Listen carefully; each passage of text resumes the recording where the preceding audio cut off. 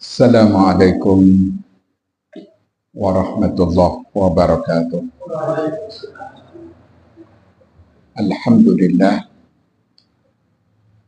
alladzi ahyana ba'da ma amatana wa ilaihin nusur. Segala puji milik Allah yang telah menghidupkan setelah mematikan kami, dan kepadanya kami akan kembali. Hidup ini singkat, sementara ajal dekat. Kalau kita tidak mempersiapkan diri, memperbanyak bekal, kita akan merugi. Dan kerugian ini merupakan kerugian yang paling rugi. Karena hidup ini cuma sekali. Tidak mungkin akan terulang kembali. Ali bin Abi Thalib radhiyallahu anhu pernah mengatakan, irtalahatid dunya mudbirah wartalahatil akhirah mukbilah wa likulli wahidin minhuma banun fakunu min abna'il akhirah wa la takunu min abna'id dunya fa innal yawm amalun wa la hisab wa qada hisabun wa la amal. Dunia ini akan pergi berlalu, sementara akhirat datang menjelang. Segala sesuatu ini punya anak. Karena itu jadilah kamu anak-anak akhirat. Jangan kamu menjadi anak dunia. Hari ini kita bisa beramal. Apa saja yang kita lakukan. Tapi apabila kita sudah mati, selesai, game over, kita tidak bisa melakukan amalan-amalan lagi. Karena buku sudah ditutup, selesai. Sementara di situ ada timbangan amal. Kalau berat kebaikannya, fi isyatir radiyah, kita berada di dalam kehidupan yang diridhai.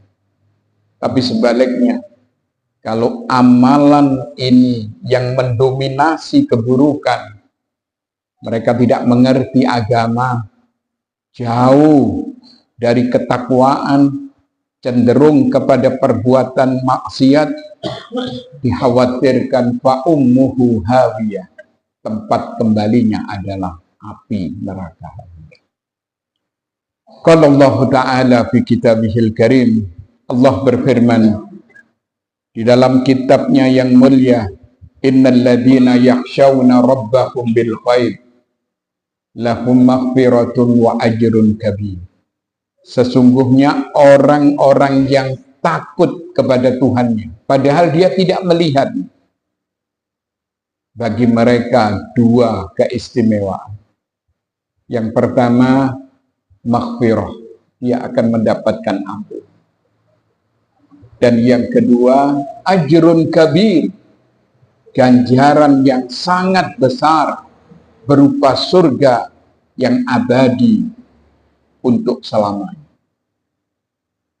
Tapi syaratnya kita punya rasa takut kepada Allah. Ini berada di surat apa? Al-Mulk. Ya. Oke. Di surah Al-Mulk yang kita disunnahkan untuk membaca setiap hari. Naam, amma ba'd,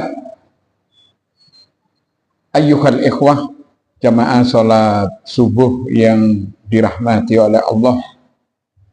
Tanpa terasa hidup ini terus bergulir, yang ujung-ujungnya seperti yang dikatakan oleh Ustadz Sarsari tadi ya, bahwa kita ini merupakan pialah bergilir. Teman-teman sebaya kita sudah pada pergi semua. Bukan pergi ke pasar, tapi pergi ke Jogoyudan. Nah, dan tidak mungkin kembali lagi. Allah menyatakan dalam Al-Quran, nahnu qaddarna bainakumul maut wa ma nahnu bimasbukin. Kami yang mengedarkan Al-Quran, kami yang mengedarkan kematian ini. Sementara kami tidak bisa dihalangi. Satu persatu akan berangkat. Rumah yang tadinya penuh dengan keluarga, di situ mungkin masih ada kakek, nenek, ada bapak, ibu, ada cucu yang masih kecil. Satu persatu akan keluar dari sana. Dan harus dikeluarkan. Walaupun itu rumah bapaknya. Oh, kita bapak ini. Sertifikatnya atas nama bapak. Tapi tetap harus keluar. Kenapa? Karena sudah game over. Allah menyatakan di surah Al-Jum'ah. Qul innal mauta alladhi tafirruna min fa innahu mulaqikum summa turadduna ila alimil ghaibi wasyahada fayunabbi'ukum bima kuntum ta'malun. Katakan Muhammad, kalau kamu lari dari mati, mati akan menemui. Dan kamu akan dikembalikan kepada zat yang mengetahui perkara gaib dan perkara yang nyata. Akan dihabarkan kepadamu apa saja yang pernah kamu lakukan. Karena itu pada kesempatan pagi hari ini kami akan tampilkan satu kejadian yang bakal kita alami. Sebetulnya banyak, Pak, yang belum kita alami. Yang pertama, kita belum syakaratul maut. Padahal sakaratul maut itu berat. Kemudian ketika kita masuk di alam kubur, yang berarti kita masuk ke alam barzah. Yang Nabi menyatakan fa'idha dakhala qabruhu rudda ilaihi ruhu ila jazatihi waja'ahu malakani famtahanahu. Apabila jasad itu sudah dimasukkan ke liang lahat, maka roh itu dikembalikan. Hanya Allah yang tahu. Untuk ditanya beberapa perkara. Ada imtihan, ada ujian. Yang jelas pertanyaan ini ada 3. Marrabbu, siapa Tuhan? Kalau sekarang kita dalam keadaan sehat, dalam keadaan normal, semuanya bisa menjawab Allahu Rabbi. Tapi mampu apa enggak ketika kita sendirian? Ingat, yang menjawab itu bukan hafalan. Tapi yang menjawab itu adalah amalan. Kalau Anda amalannya cukup, otomatis Anda akan sanggup menjawab. Yang kedua, tentang agama yang kita peluk. Wa ma dinuka, tentang Islam ini. Sudah diamalkan apa enggak? Kalau hanya sekedar Islam KTP, dikhawatirkan nanti yang masuk surga ini KTP ini. Orangnya masuk neraka. Oh, KTP ini Islam. Iya, KTP ini semlebu swarga. Ini yang kita khawatirkan. Karena itu jangan neko-neko sudah. Kita berislam dengan Islamnya gayanya Nabi Muhammad. Jangan Islam liberal. Jangan Islam Pancasila. Keliru. Tidak ada. Seperti sekarang lagi ngetren ya, orang umroh baca apa ya? Hubil watar minan. Di samping itu hadisnya sudah palsu. Kemudian nyanyi nih. Kemudian baca ini Pancasila. Siapa yang menyuruh seperti itu? Ini kan aneh-aneh. Subhanallah. Islamnya siapa ini? Hah? Islamnya siapa? Islam Sontoloyo. Padahal Islam ini, kata Al-Imam Al-Barbahari, Al-Islam huwa sunnah wa sunnah hiyal Islam. Islam itu sunnah. Sunnah itu sendiri Islam yang benar, yang dibawa oleh Nabi kita Muhammad SAW. Tanpa ada penambahan, pengurangan, renovasi. Itu yang bakal ditanya. Kemudian yang ketiga yang bakal ditanya ini tentang apa? Tentang Nabi kita Muhammad SAW. Waman Nabi. Monggo kita jadikan Nabi Muhammad sebagai panutan dalam hidup agar kita mendapat syafaatnya besok di hari kiamat. Tapi kalau orang itu banyak menyimpang, yang ada cuman penyesalan belaka. Hadirin yang dirahmati oleh Allah, itu perjalanan hidup. Kemudian satu saat kita akan diberdirikan oleh Allah ribuan tahun tanpa makan, tanpa minum. Tapi kita masih hidup. Apa tidak mengerikan? Di situ ada kemacetan total. Kalau sekarang kan kita bisa bergerak. Oh, kepingin nang Dergowo, berangkat. Oh, kepingin nang Australia, berangkat. Atau jarak Dergowo di Australia. Nah, artinya seperti itu, kita bisa berangkat. Mau ke Mekah, ada uangnya, berangkat untuk umrah. Seperti itu. Tapi besok cukup sak pengadekan. Panjenengan ini berdiri, tidak bisa kemana-mana.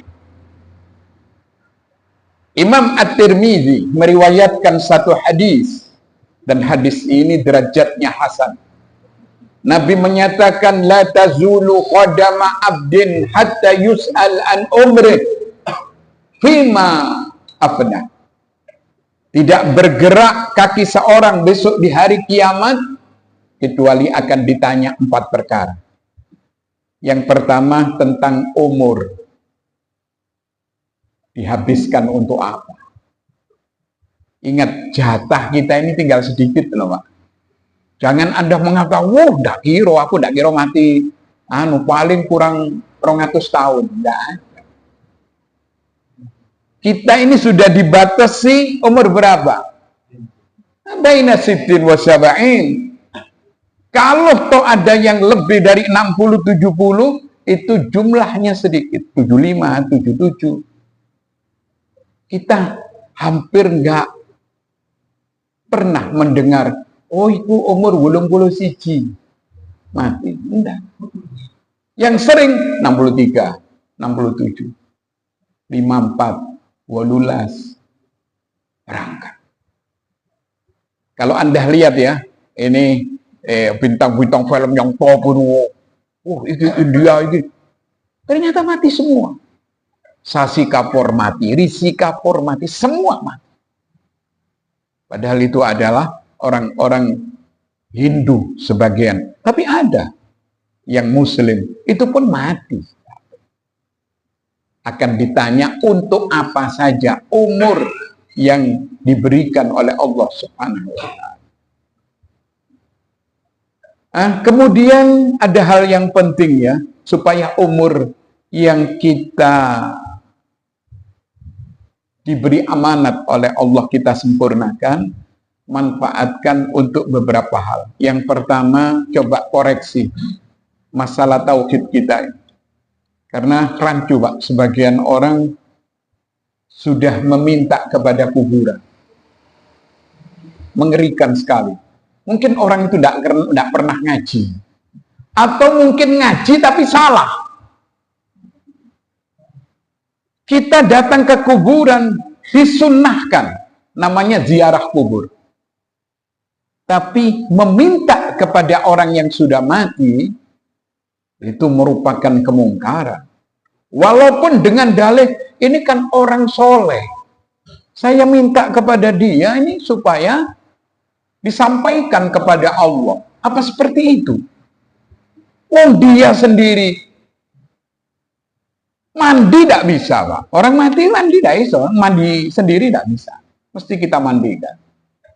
Kalau tidak kita berangkatkan ke kuburan, ya tidak bisa melakukan.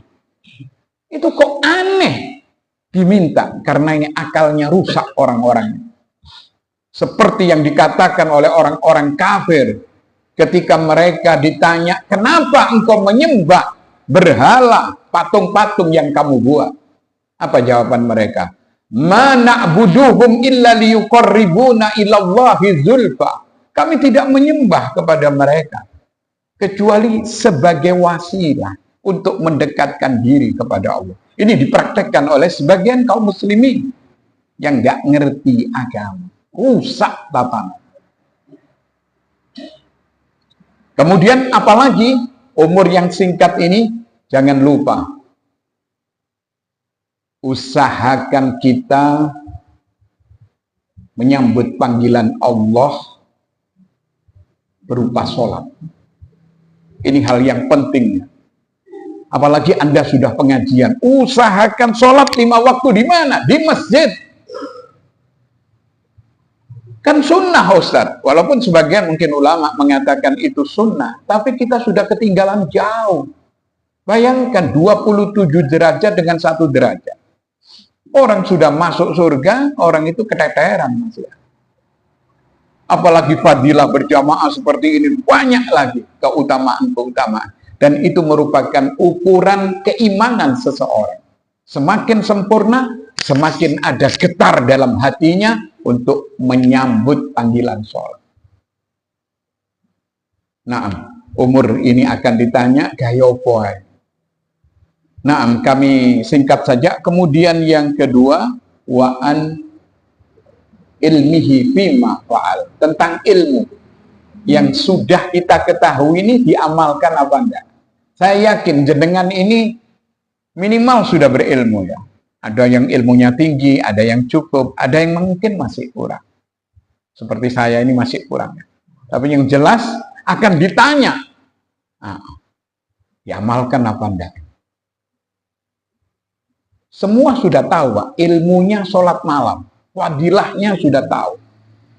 Apalagi sampean sudah banyak mendengarkan dari para ustaz. Wadilah sholat malam. Dipraktekkan apa enggak ini? Kalau enggak bahaya loh Pak. Cuma kita ngumpulkan ilmu, ngumpulkan tentang keilmuan sebagai wawasan, sebagai wancana, bahaya nanti. Bahkan Allah sendiri menegur kita orang-orang beriman. Ya ayyuhalladzina amanu lima taquluna ma la taf'alun. Kabura maqtan indallah an taqulu ma la taf'alun. Wahai orang-orang yang beriman, mengapa kamu berkata apa yang tidak kamu kerjakan? Besar kemurkaan Allah karena kamu berkata apa yang tidak kamu lakukan. Ilmu ini akan menjadi bumerang bagi pelakunya kalau tidak diamalkan. Iya. Bahkan Nabi pernah diperlihatkan waktu Isra dan Mi'raj.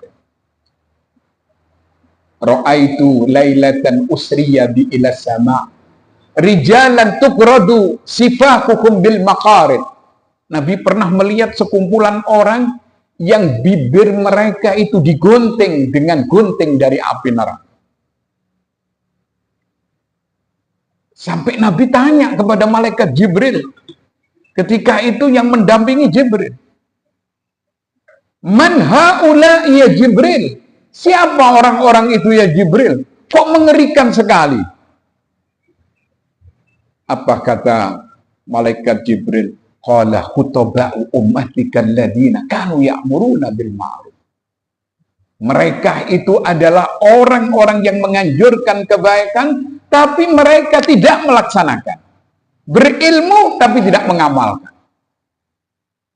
Digunting bibir mereka dengan gunting dari api. Akan ditanya oleh Allah tentang ilmu yang sudah kita ketahui. Ilmu tentang sodakoh misalnya. Kan kita sudah tahu fadilahnya seperti ini, keutamaannya seperti ini. Diamalkan apa enggak? Anda sudah sodakoh apa enggak? Ojo menentok lah ya. Ingat ya, Islam itu tidak sekedar bondo dengkul. Tapi harus ada bukti. Bahkan Allah subhanahu wa ta'ala menanyakan kepada kita semua. Ya ayyuhalladzina amanu hal Adullukum ala tijaratin tunjikum min adabin alim. Tu'minuna billahi wa rasulih. Wa tujahiduna fi sabilillah bi amwalikum wa anfusikum. Dzalikum khairul lakum in kuntum ta'lamun. Wahai orang-orang yang beriman, maukah aku tunjukkan kepadamu satu perdagangan, satu jual beli yang bisa menyelamatkan kamu dari siksa yang sangat pedih. Otomatis Allah yang menawarkan kepada kita, kita mau. Apa kata Allah? Beriman kepada Allah dan Rasul. Berjihad di jalan Allah dengan apa? Ini, fulus, dengan harta. Pikat. Baru dengan jiwa, itu yang lebih baik kalau apa. Kemudian yang ketiga, yang bakal ditanya, wa an malihi min aina tasabah wa fima anfaqa. Tentang harta ini akan ditanya dari mana kamu dapatkan dan salurannya tepat apa enggak, kemana kamu salurkan. Sekarang orang kadang sudah tidak memperdulikan dari hasil halal atau haram, dan itu dianalisis oleh Nabi. Nanti di akhir zaman umatku ini mencari harta dengan tidak memperdulikan am halalin au min haramin. Hendak yang penting pokoknya dapat. Walaupun dengan potong kompas, walaupun dengan korup, walaupun dengan merugikan banyak orang. Yang lebih parah lagi, pemakan harta rakyat. Bayangkan tanggung jawabnya dia di hadapan Allah, ya Allah. Ini sekarang orang ini berebut kepingin jadi penguasa. Dengan menjegal kawan seiring, menusuk dari belakang, menggunting dalam lipatan, seperti itu. Pokoknya ya apa caranya oleh duit, ya apa caranya gaji. Dan mereka pakai ini semua. Koyo tenang, menang, ingat nanti, kelenger sampai. Apalagi sekarang orang-orang yang tidak punya skill, tidak punya kepandaian, kemudian tidak jujur, kadang-kadang mereka yang jadi. Sama dengan dabbaha bi khairi sikin, mereka itu sama dengan disembelih tanpa pisau. Allah karim, mengerikan. Kenapa kok wani? Dulu Pak, para sahabat itu takut semua. Pernah itu Nabi menawarkan pedang kepada para sahabat. Siapa yang mau menerima pedang ini? Semua takut, Bang. Padahal mereka ini pemberani semua. Kok Nabi ngomong gitu? Semua takut. Tidak ada yang berani. Ada seorang yang berani. Namanya Abu Dujana. Yang mengatakan, ya Rasulullah, aku mau menerima pedang. Untuk apa? Untuk memenggal orang-orang kafir dalam peperangan. Baru diserahkan kepada Abu Dujana. Padahal waktu itu Nabi mengatakan siapa yang mau menerima pedang ini semua ngacung aslinya ya. Tapi begitu Nabi mengatakan siapa yang mau menerima pedang dengan tanggung jawab, nah, kalimat ini kabeh wedi ya. Itu para sahabat ya luar biasa, takut sekali. Mereka tidak kepingin jadi pimpinan jadi ini. Kalau ditanya itu dulu, itu yang lebih mampu, saya tidak mampu, tidak ada. Umar bin Abdul Aziz satu contoh ya. Manusia paling adil di zamannya, yang berilmu, yang sanggup mengemban amanah berupa kekuasaan. Itu rakyat tahu iki ae sing tepak, iki sing dadi. Itu langsung kurus. Bayangkan, langsung mengkeret ya. Dan coba yang lain, jangan saya, itu kan ada. Gak ada orang sebaik Anda yang berhak. Itu akhirnya mulai sudah makan dikurangi, ketakutan yang luar biasa, sampai dia dalam pidatonya mengatakan, engkau memilih aku ini bukan aku yang terbaik, tapi dukung aku dengan kebaikan, doakan aku ini, kalau aku salah luruskan. Itu Umar ibn Abdul Aziz, di cucunya Sayyidina Umar ibn Khattab.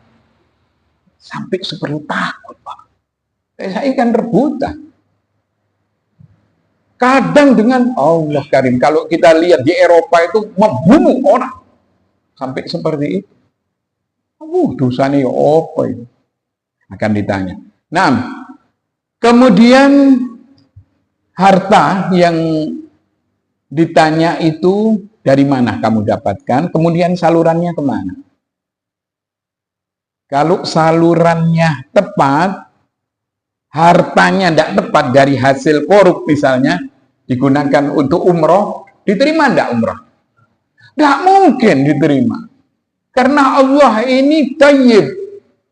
La yakbalu illa tayyiban. Tidak akan menerima kecuali yang baik. Yang haram tidak. Bahkan ada ancaman. Man nabata minas suhti wan naru aula bih. Barang siapa yang tumbuh darah dagingnya dari hasil haram, maka yang lebih patut makan daging orang itu adalah api neraka. Dua pertanyaannya, dari mana kamu dapatkan, kemudian kamu salurkan kemana. Kemudian yang ketiga, yang keempat, wa an jismihi fima ablah. Fisik ini, ingat ya, akan ditanya, dicapekkan untuk apa? Kalau Anda capek untuk melakukan sholat malam sampai bengkak kakinya seperti Nabi, Anda orang istimewa. Tapi kalau capek untuk keluyuran sana, keluyuran sini, tidak ada manfaatnya, jagongan sana, jagongan sini. Kemudian ngumpul di satu tempat yang tidak ada manfaat sama sekali. Tidak ada ujung pangkalnya. Seperti yang dilakukan oleh anak-anak muda ketika malam mingguan. Sama lebih ya? Apa? Di kafe-kafe itu sampai subuh loh. Kemudian mereka ini, ya bagus ya, komunitas apa? Komunitas PCX, PCX kafe. Komunitas sepeda tua, enggak apa-apa. Tapi untuk sampai subuh. Allah Karim akan ditanya nanti apa iki? Karena itu Nabi menyatakan min husnil islamil mar'i tarkuhu ma la ya'ni. Sebaik-baik Islam seseorang meninggalkan apa yang bukan menjadi kepentingan. Karena itu sebagian kita delok wong mancing, Mbak. Delok wong mancing kan apa? Mancing kok dhewe kok di pasar langsung oleh. Iya. Langsung mancing mek dhuwit. Kan mancing, padha ae mancing. Tapi kan oleh tenggiri, opo. Padahal yang di kolam enggak ada tenggiri. Nah. Hadirin yang dirahmati oleh Allah, 4 perkara ini kita tidak memperpanjang karena sebentar lagi makan bersama ya. Ada yang puasa ini? Wah, termasuk puasa Daud.